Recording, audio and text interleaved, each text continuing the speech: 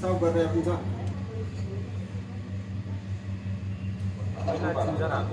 एकजनाले त्यो बुक एकचोटि हेर्नु न मुस्ताङको आलु बनाउनलाई तपाईँको त्यो मेथडहरू हेर्नुहोस् एकजनाले गाइड गर्नुहोस् अनि त्यसपछि चाहिँ बिस्तारै तपाईँहरूको इम्प्रुभमेन्टहरू हुँदै जान्छ एकजनाले बनायो कसैले गाइड गरिसक्यो तेल डरिसकेको छ नि त कन्फ्युज भएको त भनेको त कन्फ्युज भन्नै पर्दैन दौडी राख्न छ दौडिसक्यो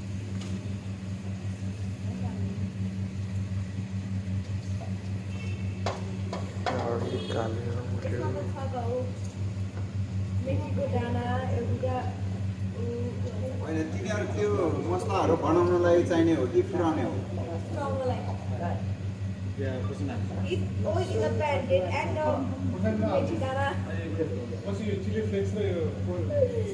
You dried chilies, grated ginger and garlic. Alu पछि सट्ट फ्राई गर्नु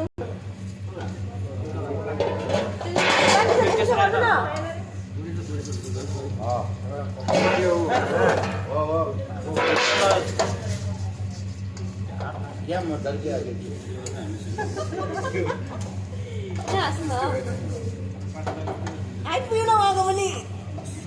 आइपुगेन होइन यो समातेको मिलेन यो अलिकति यस्तो नगर्नु यस्तो गर्नु यस्तो गरेपछि चाहिँ सजिलो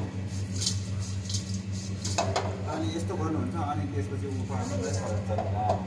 अनि कस्तो गर्ने हातले गर्न नपाउने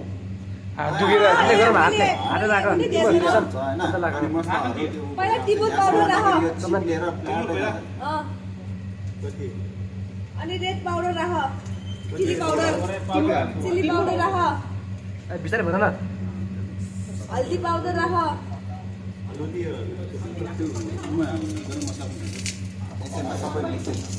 हल्दी पाउडर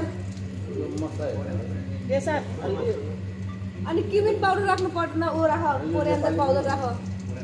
उहाँ बाँच्यो धनिया पाउडर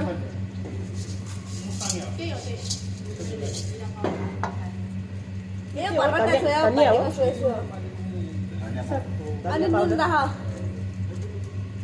पुग्यो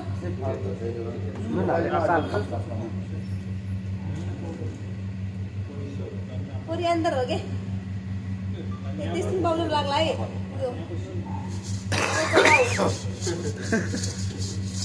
सिम्पली तपाईँले जुन यो टस गर्नुभएको छ नि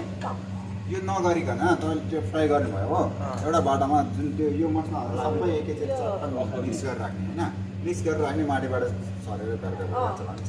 फ्रेन्च फ्राई जस्तो भन्नु त चाट मसला यो गार्निसहरू के छ स्प्रिङ onion